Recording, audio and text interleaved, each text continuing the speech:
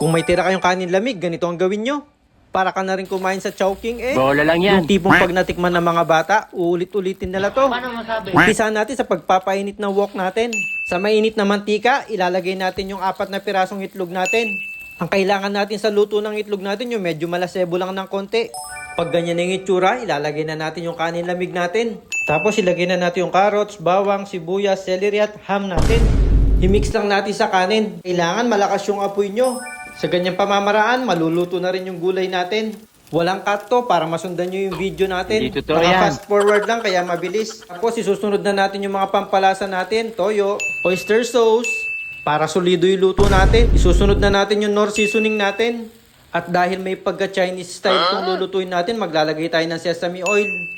Pinakauli, yung pamintang durog. Medyo ngalay lang sa kamay to, pero worth it naman pag naluto. Huwag nyo lang titigilan hanggang mag-combine lahat ng mga spices natin at pampalasa.